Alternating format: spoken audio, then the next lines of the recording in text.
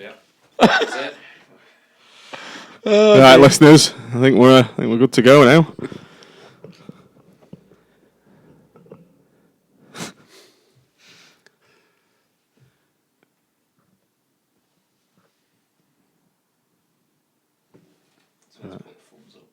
Yeah. All right.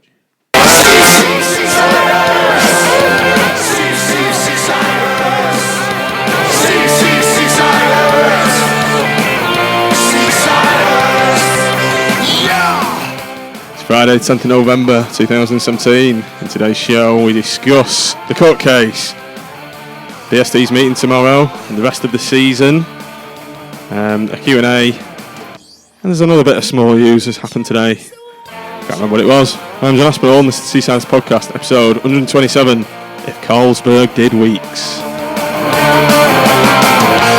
Ollie's already changed the world. Small town from the north of England, with a great tradition.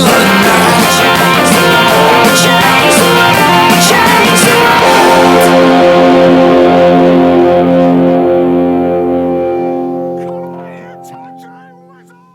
Good evening, all you Seasiders fans out there. Welcome back to the Seasiders podcast. Been a while again, but we've decided to have a EGP.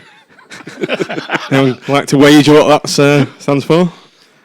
Extraordinary General Podcast. I'm alive. Do you not give 14 days notice?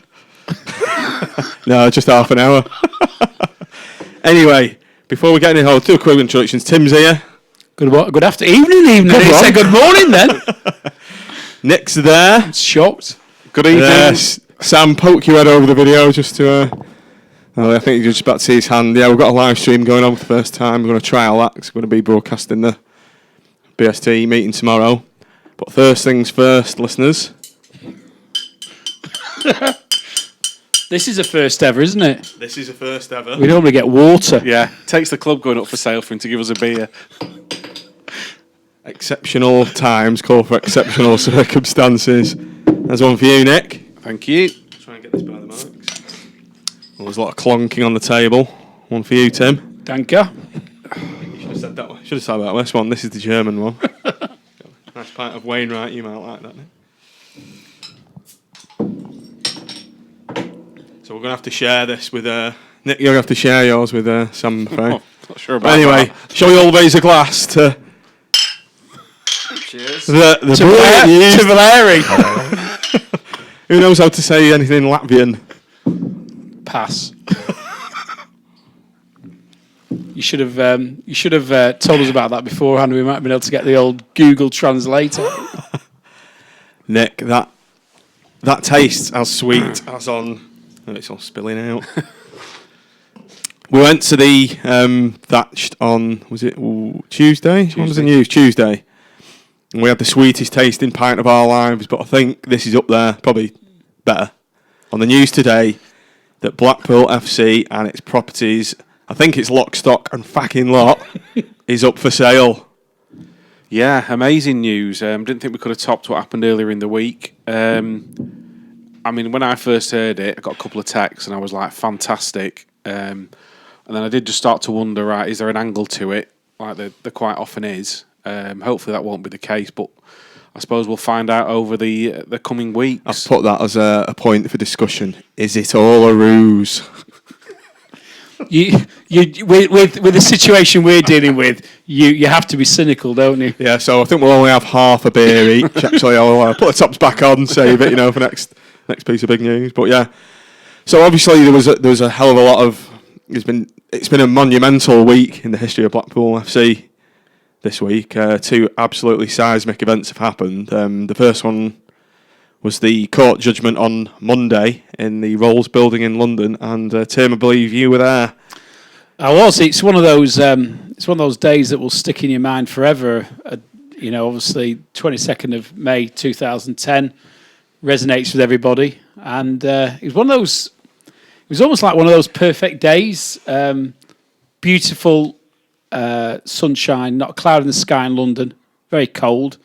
I managed to drag myself out of bed at 6:30, and ran around Stanley Park on the Serpentine, as you do. And then we all met up, had a bit of breakfast, did a bit of culture down at the Old British Museum, and then headed to the Knights Templar, which is the local pub. And it's fair to say it had like that atmosphere that you get, like we got at Wembley. Was it like an away day? It was like a fantastic away day. Never mind about away day. There was like this. You had this butterfly in your stomach that you don't often get. And certainly most of us haven't had for quite a while. Even though I think we're all fairly confident the result, we weren't confident about what the implications of the result might be. I spoke to Casper's Varpins just before I went in. Not Casper's Gorks. Not Casper's Gorks, no. But I spoke to Casper's before we went in, and he had those same nerves because he didn't actually know the result. I think a few of the Latvians did, but of course they've got to keep it fairly under wraps because it's embargoed. And even he, as a director, didn't know the result before he walked into the court. And it was like one of those ones where everybody wanted to get there that little bit earlier to make sure they got in because there was no guarantees that it was going to happen, that we were all going to get in.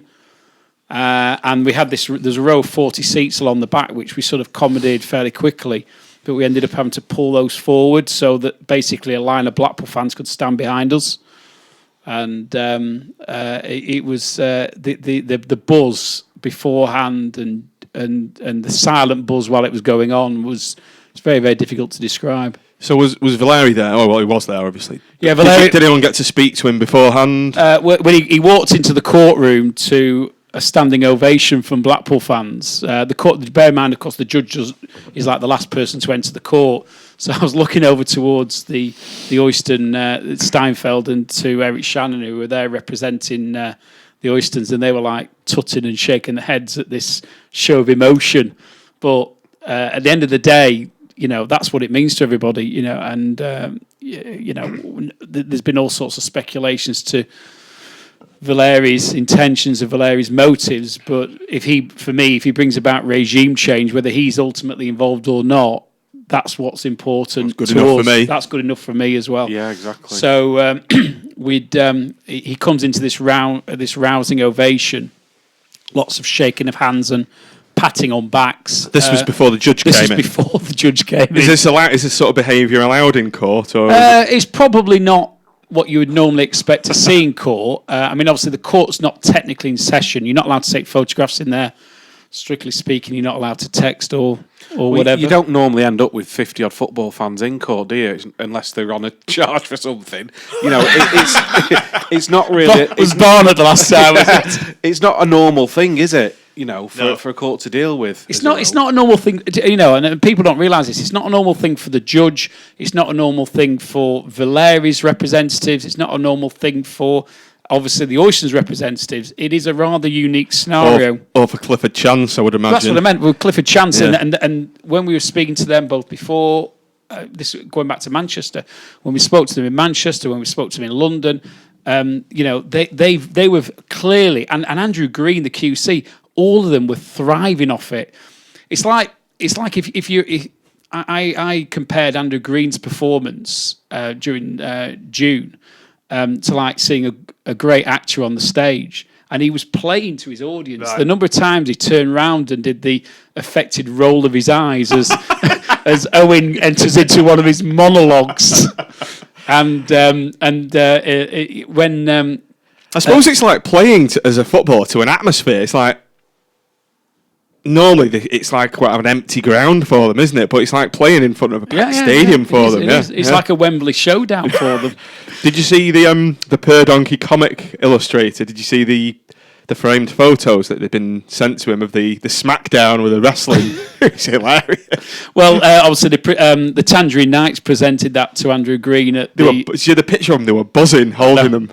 He loved it. Honestly, he loved it. It's these guys. It's as a lawyer myself, quite often the job is quite dry. You're dealing with very technical arguments. You're dealing with clients who it's all about money. It's all about the result, and all of a sudden you've got this additional layer in there of people who are extremely passionate about the outcome, and who are willing you on, and I think they all enjoyed the experience. It's not your run-of-the-mill case by any stretch of the imagination.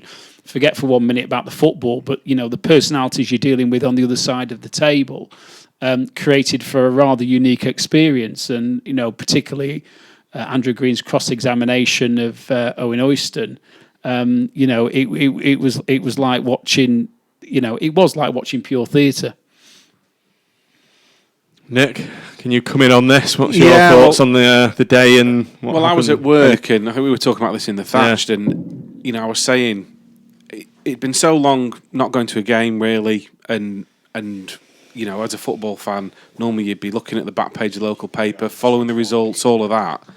None of that had been happening for a couple of years, so you kind of become detached and forget that you care really.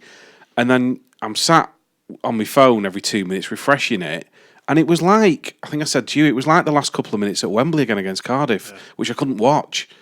I had a dry throat, my stomach was going. It was like you're waiting for this result, and when it came up, I was shaking. I was nearly in tears, and all these emotions that had probably been locked away, and like the dam burst. Typical man, isn't it? Locking up all your emotions. Well, because you become detached, don't you? You're interested in off the field more than you are on it, and it made you realise, you do care, and it all came flooding back. And then the number, it was just like, we were talking in the office at work with other Blackpool fans, and the numbers nobody really knew, but we were talking, will it be 10 million, maybe 12, perhaps 15 with costs, and that might affect some change. And when that number came out, it just blew everything out of the water. Absolute game changer. And I mean, I don't know what the Oysons were expecting, but I don't know if they're expecting to be that high. I think they obviously knew, didn't they? That's why they didn't turn up. Well, the delicious irony in all this is that what came out during the course of the judgment was that the Oystons have been offered an opportunity to settle just before the start of the trial for $7.5 million plus costs. And we were talking to the Clifford. What, on the day? This is in May. Right. So I think the offer was made, because the offer expired on the 24th of May. So it must have been made on the 3rd of May. So we're talking, 5 or 6 weeks before the start of the trial. And quite often, tactically, as a lawyer, you'll make an offer to settle before the start of the trial to put pressure on the other side, but secondly, it gives you better cost protection. I won't bore everybody tonight about how it all works, but when you heard the discussion about whether it's standard basis or indemnity basis costs, a lot of that turns on offers that have been made. Now, when we're talking to the Clifford Chance guys afterwards, they say they don't think they've ever been involved in a case where they've pitched their offer at a level that they have, and then they've basically quadrupled it and more at trial. So what it probably shows is that perhaps even they weren't expecting that type of result or anything close to that type of result. And they were probably thinking, Valeri's in for 10, 15 million pounds somewhere in the region, and we'll give ourselves an element of cost protection going forward. I mean, but looking back, I mean, how bad a decision is it from the Oyston's perspective not to have taken that offer to settle? Yeah, I mean, I thought someone had mistyped it at first. I think there's a decimal point in the wrong place here. Came on Twitter first when I saw it. I didn't believe it either. I had to see a few coming in and then validated it on ABFTT. Yeah, like I say, absolute game changer, as we've seen with what's happened today. So, Tim, you tempered it a bit for me on the message board beforehand. So you were like saying a fee in the region of 10 to 13 million. I think Mex was saying something along those lines as well, and that's when I said, "Oh God, they could probably get away with that kind of figure, couldn't they?" Yeah, Andrew Green had which the Justice for Fans minutes. If anybody wants to just sort of check through the options, if you go back to the last minutes, I think it's part 16, which is on AVFTT. If you just link it through there, and you'll see that towards the end of those minutes, Andrew Green sets out 6 scenarios as regards how he thinks the judge can play it. The top one, which is the 50, which, just to explain, in order for Valeri to have won to this level, he had to satisfy the court that he had the gentleman's agreement at 50%. This was the only way in which he got this figure. And Andrew Green pitched that at 29 million. But I think the considered view was that what the judge might do is give Valeri 20%, but then 50% of the profits on the basis that they had agreed to run it as if they were 50-50. But what he actually did in practice was a lot more subtle and I think very difficult to appeal. And what he said was that he was satisfied, not necessarily on the basis of the oral evidence he heard, but on the basis of the documentation surrounding it, that there was clearly an intention that they were to hold it 50-50, and that Valeri in due course would get his shares, which was when the Oysters had claimed the £10 million worth of losses back either through Blackpool or one of their other companies. And as such, Valeri had a legitimate expectation that he would actually have a 50-50 interest. So what he then says is, look, I don't care whether this agreement's legally enforceable or not, because that was the Oyston argument. We might well have agreed it. It's not enforceable because it's a gentleman's agreement and that's all it is, which I think is an unattractive argument. And I think the judge saw it as that as well. And what he's got the ability to do in this type of case is basically write his own rules. And that's what he did. He says, I'm going to write my own rules and I'm going to effectively recognise Valeri's legitimate expectation that he's entitled to 50%. And then I'm going to construct a way of compensating him through the wide discretion I've got by saying, yes, you've got 20% of the shares, but I'm going to effectively compensate you as if you've got 50%. I think he actually could have, ironically, I think he could have gone further because he was actually very, very tight as regards that he had to have specific evidence that the money hadn't been used for football-related purposes in order to credit it. And then what he said was, I'm satisfied there's £26 million that's gone out of Blackpool that's got nothing to do with football. And that 26 million I'm going to give to Valeri as well. So he's on parity with Owen.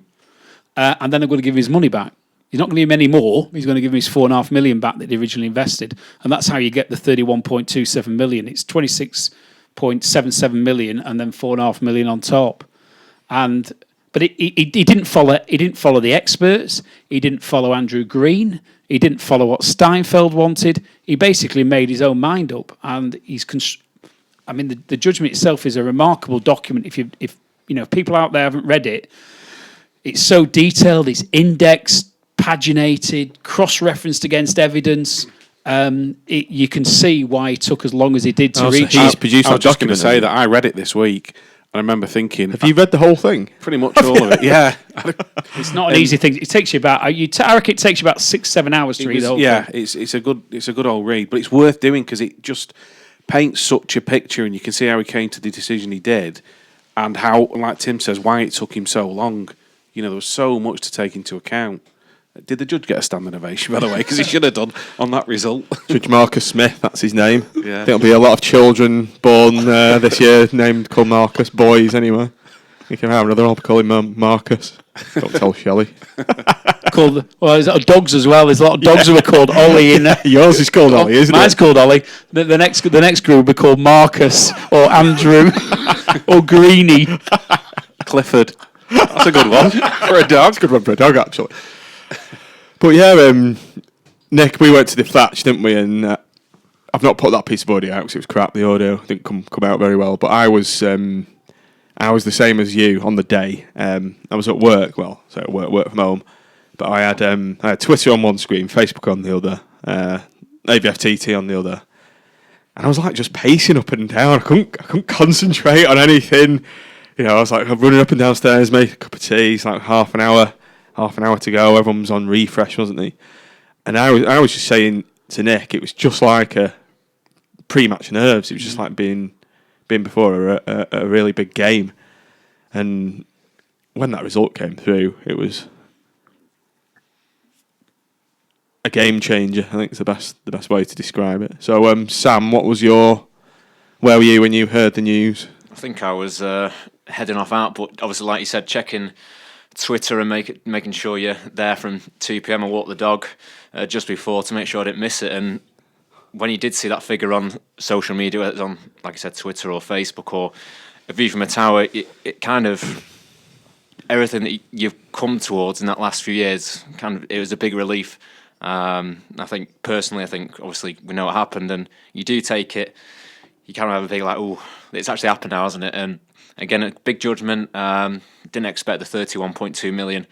But I think people, like you said, probably were expecting Bellicon to win because of what came out in the trial. But obviously the news today is huge, isn't it? And hopefully sooner rather than later, Blackpool can get the club back and the fans can be back cheering on the players. But long way to go. I think Blackpool fans have to be patient still. A long way to go. We'll see how it goes from here. I think as Sam said, long way to go. Nothing's set in stone, is it? And no, well, like you say, it's up for sale. It doesn't mean that it'll end up with Valeri. Obviously, we'd all like it to, because from what we've seen, he's passionate about the club. He puts his money where his mouth is. He's never let us down yet. Has he? He understands you've got to speculate to accumulate.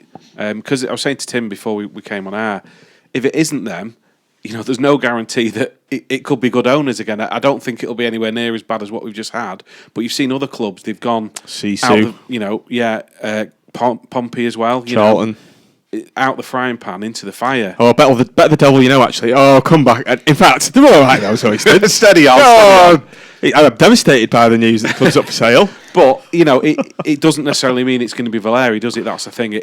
You've got the issue of the loans being out there. So there's a bit of a web to untangle as well. So I don't think it's going to happen overnight. Like you say, hopefully sooner rather than later. But I was just going to ask Tim, actually. I was going to ask you this anyway, so I'll ask on the podcast. So the statement says, there was a mention of an appeal in there, because I know the judge said there was no right of appeal. Legal counsel for the respondents, this is from the Blackpool FC website, have been instructed to apply for leave to appeal elements of the judgment with immediate effect. I mean, would you like to speculate as to what that is and what this means? Yeah. So could you just deconstruct what the judge Marcus Smith said about no appeal, and what this kind of appeal is? There's a two-stage approach, and it's changed in recent years actually, and I'll explain that change in a moment. So when you want permission to appeal or leave, they used to call it leave, so you'll quite often see people refer to leave to appeal, but these days we call it permission. If you want permission to appeal, you get two bites of the cherry essentially, and the first bite of the cherry is with the trial judge. Now, to be honest, that's always viewed as being quite difficult, because effectively you're making an application to somebody who's made a decision against you.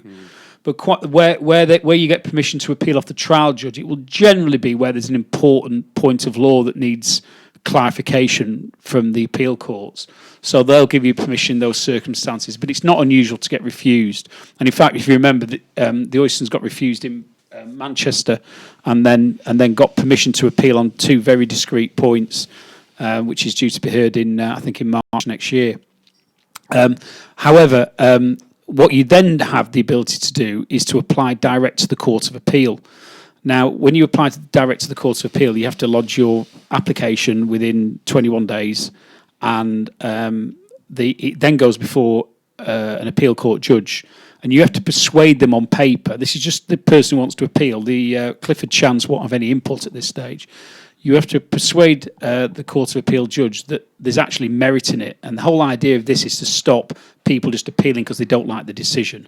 Now, this is to be compared and contrasted with criminal trials, where you actually can appeal as much as you want, because at the end of the day, quite often your liberty is at stake. So, but in civil courts, the idea is that you should only be allowed to appeal if it's meritorious. Now, what they won't generally do is let you appeal against findings of fact. And this is what Marcus Smith was effectively saying and the only way you see this, to be honest, if you look at the judgment, you won't see it. You've got to go to the Justice for Fans minutes, where they touch upon the basis upon which the application was made and refused. And what he's effectively saying is, I've heard 16 days of evidence. I've made a factual decision applying the facts as I heard them from all the various witnesses who came before him. And good luck if you think you can persuade the Court of Appeal to grant you permission. Because, and it's important that the listeners remember this, when you go to the Court of Appeal, the evidence doesn't get heard again. There's only two options available to the appeal court. They either decide the judge was wrong based on the evidence he heard, and they can only deal with that on basis of legal submissions, or if they're convinced that the judge got it wrong, they can send it back for a retrial. Now, for public policy reasons, they don't like to do that. So if a decision is based on facts rather than law, And if the judge has applied himself properly to the law, they will generally refuse. Now, you used to be able to actually, even if you lost that application, you used to be able to renew it with an oral hearing and actually have a face-to-face with a judge and renew your application. And they've stopped doing that about 12 months ago. Again, just to cut down unmeritorious appeals. So if they don't get their application for permission through, they will. That's the end of the road. They've got nowhere else to go. And interestingly, I think the only real ground they've got to appeal is this gentleman's agreement. And the gentleman's agreement if that is unravelled, then I don't think it can be. But if it is, it will reduce the award but not extinguish it. Because Marcus Smith was at pains, if you read the judgment, to say, even if I didn't find that there was a gentleman's agreement, I would still find this to be unfair prejudice. So I think even on the Oyston side of the fence, they don't necessarily expect, even if they do appeal, to get off scot-free. I think they expect that the best that's going to happen is that it would reduce the level of the award. So the only thing they could really overturn is the judge's interpretation of the gentleman's agreement, where he said it should be parity and not 20%. That would be my assessment based on what I heard. But the Marcus Smith was very cute because he didn't say the gentleman's agreement's legally enforceable. What he said was that based on that gentleman's agreement, Valeri had a legitimate expectation that he would be entitled to 50%, and therefore, applying the discretion he had under the Companies Act, he then gave him 50%. Now that's actually reaching the end result by a different route, and I think it makes it more difficult to appeal. Right. Fingers crossed then, because there's an amount due. Was it in? I saw 10 million banded about. Was that correct? Yeah, 10 million. There was a lot of argument about what the level of the payments on account should be because the Oystons wanted 12 months to pay, and you can sort of understand why they would say that because there's very few people, even very rich people, who have that type of money lying around in cash. Most of it's tied up in assets, and of course, if you're forced to undertake a fire sale of those assets to realise the money to pay, and people know you need to raise that money at very short notice, then you don't generally get full value for them. So they were arguing, they were arguing two things. First of all, they were arguing that only suggesters should have to pay, or Blackpool FC Properties Limited as it's now reverted to. And then secondly, which they lost, the judgment is not just against, and I'd also stress it's not against Blackpool Football Club. This judgment is against what was suggester, Owen and Carl, and it's joint and several, which means that they're all responsible for the whole lot and collectively responsible for the whole lot. So if one of them goes bankrupt, if one of them goes into liquidation, the others remain liable for the full amount. It's not like a third each or something like that. So there was a lot of discussion about payments on account, and in the end the judge said, I'm going to give you 10 million. That includes your application for payments on account of costs, and that has to be paid within 28 days. And by Monday of next week, the Oystons have to put a schedule of assets into the court.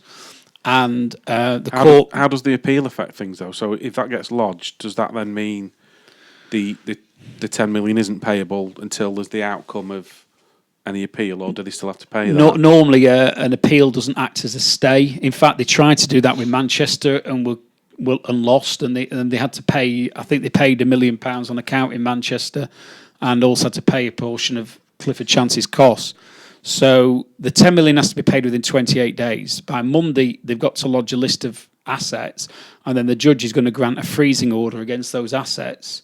Now, what they've got to bear in mind here is that they've got to make a full and frank disclosure, because if they don't, we know that Clifford Chance will already be ahead of the game, and they will already know what their assets are. So they'll be looking at that list very, very carefully. And if they think things have been missed off it for any reason, then no doubt they'll be bringing it to the court's attention. I'm sure that the Oystons will realise that and will do a full and frank disclosure. They have to. It will be a contempt of court not.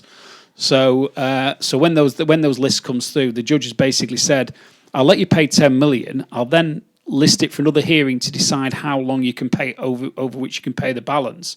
But in the meantime, two things you need to bear in mind. One, you're going to have to give security for the balance of the debt, because you can't expect Valeri not to have that security. And secondly, and there's two levels to this actually, interest is going to run on the outstanding balance. Now, I did a rough and ready calculation because 15 million of it is going to run at 10.5%. It was 10.25. 10%? No, it's 10% above base rate. Like Wonga rates. It's 10% above base rate, which was 10.25, now 10.5. That's backdated to the 24th of May when the offer to settle wasn't accepted, because they have 21 days to accept it. So 15 million of the judgment runs at that rate. The balance, which is about 16 million, plus the £3 million claim for cost, will run at 8%. And that I did a rough and ready calculation. I think the interest, the weekly interest on all that is about 58,000, which I actually think is possibly more than the revenues coming into the. Just revenues, not profit. Revenues, total gross revenues. I think the revenues are about 3 million, aren't they? But if you take it that the lion's share of that comes in prior to the start of the season through season ticket revenue, then I think it's fair to say that the total gross income from Blackpool Football Club at the moment is being swallowed up by interest on a weekly basis. So there's an incentive to get it sorted. That's obviously forced a hand today. Should we just move on to the news today then, which was obviously the club's been put up for sale. I didn't see this coming. Did anyone else? 3 o'clock it came in at? Not this quickly. I thought something may happen in the end, but certainly not this quickly. So I'll just quickly read out the club statement from Pyongyang. The directors of Blackpool Football Club and Blackpool Football Club Properties are now in a position, following the conclusion of litigation, to market for sale Blackpool Football Club Limited and Blackpool Football Club Properties Limited. Substantial external non-football revenue is a major component of the properties business. This is sales pitch, isn't it? Expressions of interest should be made to an independent nominee appointed by the football club, who can be contacted via this email address, blah, blah. Following High Court judgment, legal counsel for the response has been instructed to apply for leave to appeal elements of the judgment with immediate effect. In the interim period, as throughout the litigation process, the focus of the football club's board remains on supporting the manager and continuing the negative impact of off-field issues. Who wants to come in on that?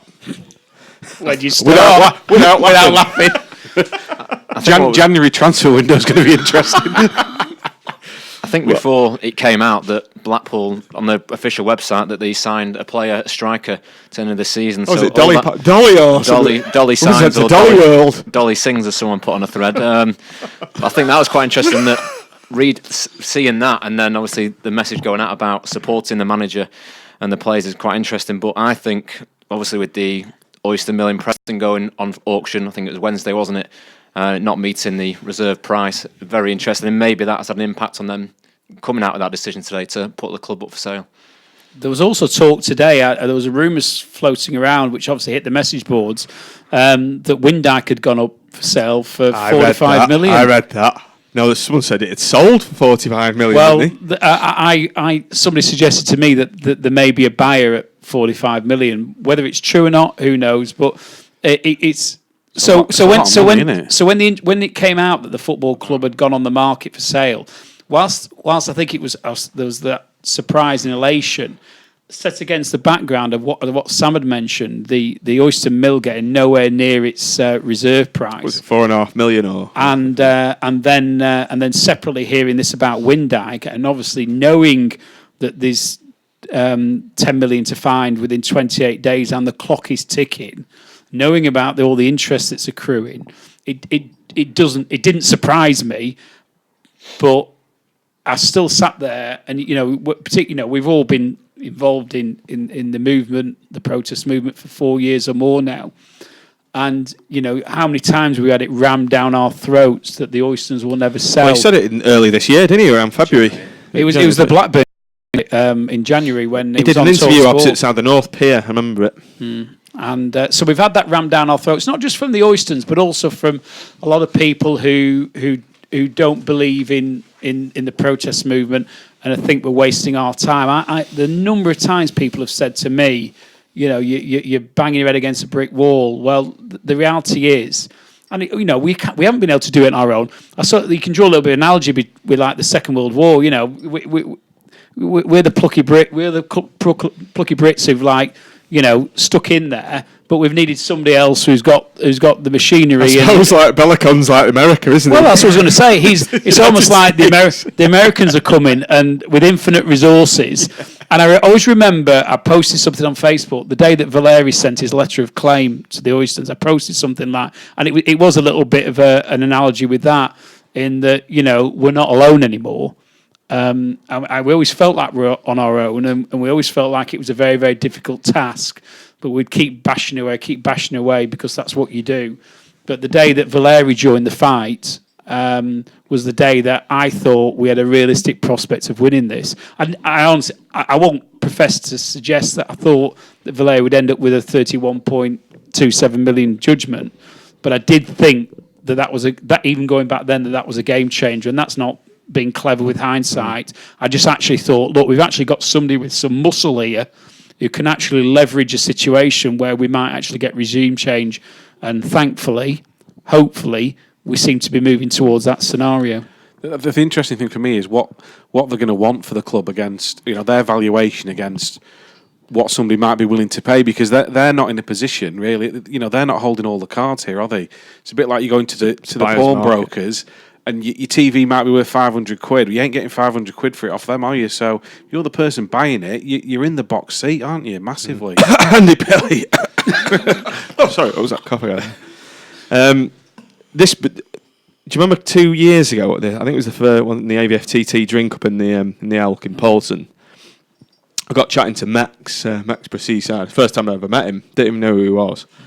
He's a solicitor like you, Tim, I believe. Yeah, he's a corporate lawyer down in London. Well, St Albans in London. Right.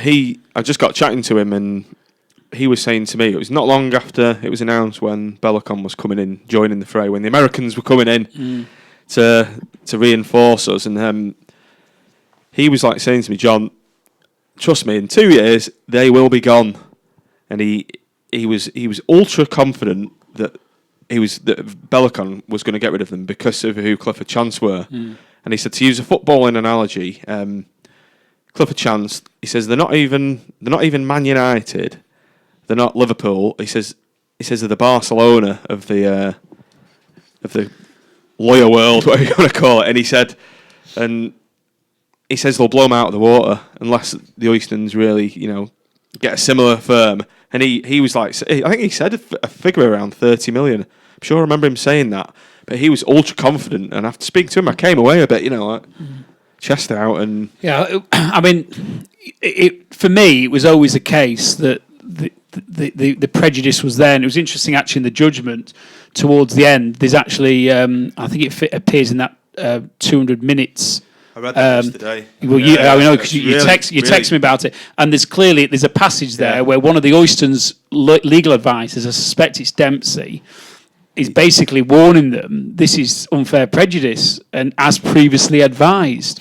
So clearly, even when certain things were going on, the Oystons had been told that what they were doing could well amount to unfair prejudicial conduct, and to be honest, when you go down. Look at the cases, it's almost like a tick box of, and I think I've said this on previous podcasts, there's almost like a tick box of what's unfair prejudicial conduct, and this case seemed to tick virtually every single box that there was. So I can understand Mex's confidence, and in the legal world, Clifford Chance, I've never actually been involved with Clifford Chance. Their reputation always went before them, but having met them, the irony actually is that a lot of them are quite young people. The top guy's probably 40, the number two guy's 30, and then a lot of the rest of them in the 20s, and that's the demographic of who they employ. They go for the young guns, hungry ones, so young hungry guns, and they put a team on it, and they generally they're 4 steps ahead. I always like to think with what BST did when I was chairing and what they do now, that we try and stay 1, maybe 2 steps ahead of what's going on. Because that's always the mantra that we work to. They're in a different league. They've every single scenario that you think could crop up, they've covered it. They've thought it. They've strategized it. And when you see then who they get in QC wise, who, he's, and ironically, apparently I was told on Monday he was cheaper than Steinfeld, who the Oystons used. And, he's just a different class. And the number two's a different class. The number two is actually ex-Clifford Chance solicitor who left private practice and went to the bar. But these they get the cream of the cream, and they get them for a reason. They pay them well. They've got a great reputation, and they offer them great opportunities. They work them hard. Generally, a lot of them, when they get to 30, 35, they might move to other firms. But the fact they've worked where they've worked is like the biggest thing you can ever have on your CV. It's. So as we said, Nick, in the Thatched, we need to get them up for a game.